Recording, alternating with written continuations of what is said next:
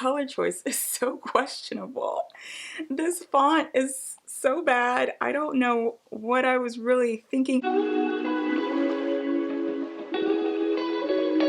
Hey YouTube, welcome back to my channel. So today's video is going to be me dragging my old product designer resumes. We'll see how this goes.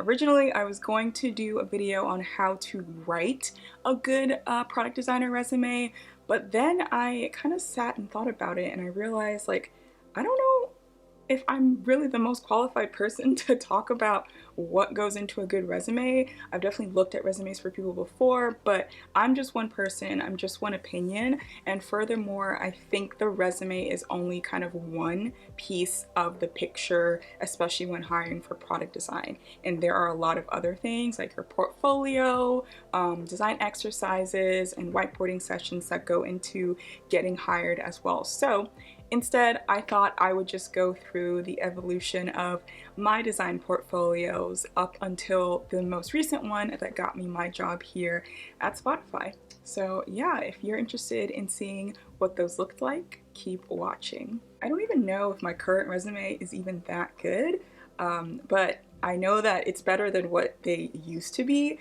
and so I will just start with the first resume that I am looking at, which is the one that I made when I was looking for a job after my first ever job, getting hired as a UX consultant at a company called ThoughtWorks. I tried to find my college resumes, but I couldn't find them. Plus they were probably just so bad. It's probably better that I don't have them. So yeah, let's take a look at this first one. This color choice is so questionable. This font is so bad. I don't know what I was really thinking. The font is not that bad, I will say, but I don't know why I wanted to use pink. There's this pink banner right at the top that talks about, like, just my education. Y'all, this was, don't judge me too much, this was the height of like Pinterest and resumes on Pinterest and people pinning them. And so I thought, you know, a recruiter only looks at your resume for, you know, about 2 seconds, which is true. You have to make it stand out, which is also true. But it should stand out with the right things. I have my education just right smack dab in the center, and as a designer, people care way more about your work than where you went to school. So I don't really know why I did that, but afterwards I have my experience and publications that I did when I was working as an undergraduate researcher at my university. So my experiences are separated by the jobs that I was in. I have one that's about my research assistantship. I don't know if I would put that on there today because it's indirectly related to design, but not super directly related. And I don't really have a lot that talks about my roles. Like, I have like a couple sentences about what I was doing, but not too much. So I also was doing like this like dot thing, but I didn't separate it by dots, so it's kind of weird. It's hard to read because it's like, are these paragraphs or are these bullet points? I don't know. I really don't. And then I separated it. Next I have like the publications. At the time I was still pretty interested in going into UX research, and so these are things that I'm still proud of, and showing that I have the ability to speak to researchers is why I put this on there. So nothing too crazy there, but yeah, underneath we have the infamous, highly controversial tools and skills, bullet points, levels, thingies that people do these days. At the time, in my defense, at the time, people were doing this and people were like, oh, we need to know how proficient you are in all of these different tools, blah, blah, blah. But like, what do these even mean? Like, you're measuring against what exactly? I don't know. So yeah, I have UX research, usability text testing, I can't talk today, user flows, wireframe and prototyping, and then I put like at the very bottom, information architecture and product strategy, and I put those as like 2/3 out of the 5 dots. I don't know what I was thinking, y'all, but it was a resume. I got some interviews with this, but it definitely wasn't. I've seen worse. I'll say that. I'll give myself some credit. I've seen worse, but it's probably not a great resume. And also, like, can we just talk about the title that I just gave myself underneath? Like, why is it saying that I'm a UX designer? Isn't that implied by me applying for the role? It was a lot. But yeah, there's just a lot of other things that I used Sketch to make this, so it's probably like laden with typos as well, because when you use these programs you have to make sure that you run them through a spell checker separately. So I should probably not reread this because I'll probably get a lot of secondhand embarrassment. See, when you do clownery. But yeah, the borders, the padding and spacing is a little off as well, is what I'm also noticing. So you got to start somewhere, and this is where I started. So yeah, we move forward, we push through. Resume was a little bit more toned down. I went with just a subtle yellow bar at the very top this time. I also added a profile section, so this just let recruiters know a little bit about me and what I'm about and like my passions and things like that. Don't know if it really works. I took my address away, which I had in my first one. Obviously it's going to be blurred out, but I realized, like, what's the point of putting your address? We don't really get sent mail anymore. Plus, like, it's kind of a safety hazard if you post your resumes/PDFs online and people just know where you live. So yeah, I took that away. But y'all, huge faux pas. Why is this resume 2 pages long? What is going on? Your resume should not be more than 1 page. I don't know why I had so much info on here. I think the font sizes are just way too big, and I probably put a lot more experiences on here than I should have. At this point, I've been working in the industry for a couple years now, but I still have college assistantships experiences on there, so I'd probably take those out today. And next, I think that I got a little bit better at being able to explain my experiences and my responsibilities and my roles at those jobs. They're less than 3 lines now. I've got like a little paragraph, but again, I need to pick one because I have paragraphs and I have bullet points and they're mixed together. So it's like either go with the paragraph or go with the bullet points.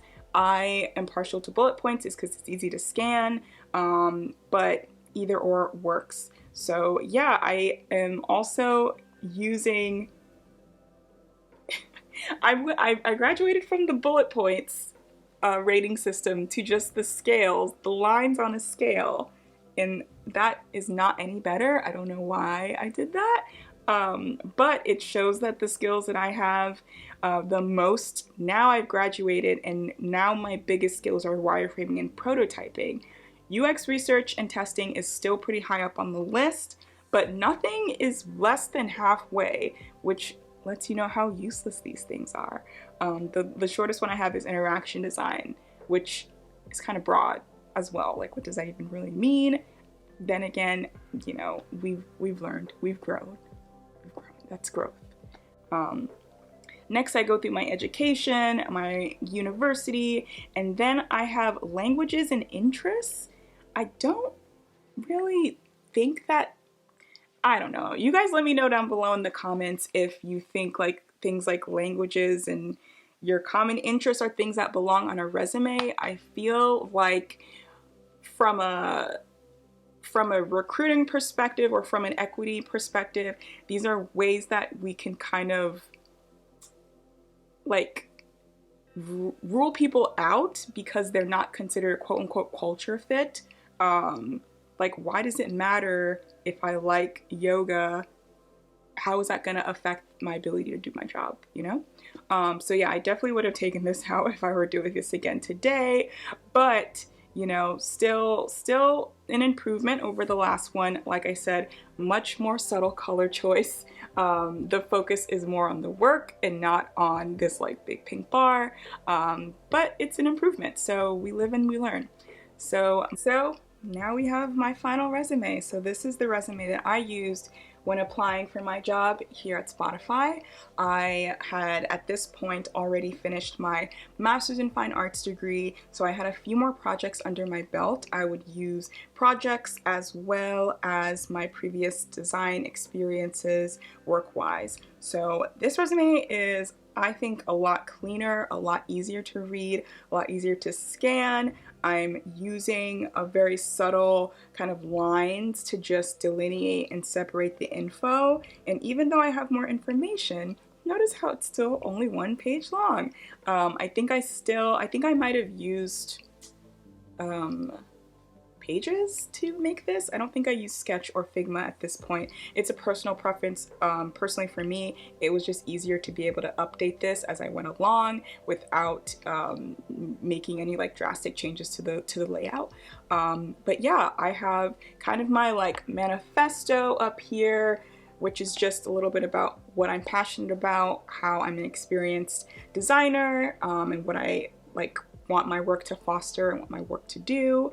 And then I go into my experiences, and I've stuck with one way to organize the information. So I'm just using bullet points now. I'm just having everything using bullet points. I'm using action words like contributed, led, conducted. I think that those are really good to do, just to lead with action words. I've taken away all of my college experience except for my internship because it was related to UX.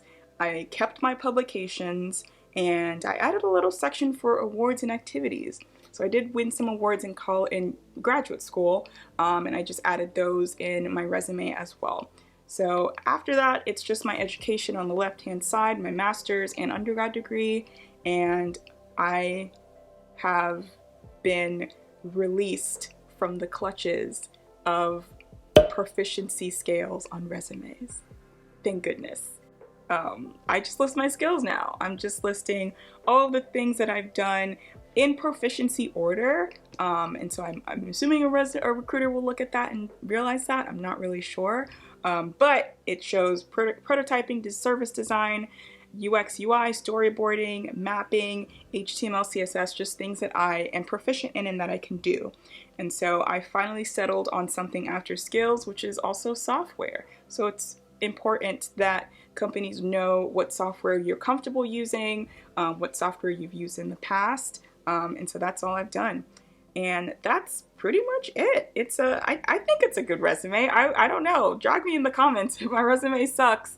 For me, the biggest thing that a resume teaches you is your ability to kind of think through your own career path, think about and reflect on how you solved problems in the past, and just understand a little bit more about the best ways to convey that information.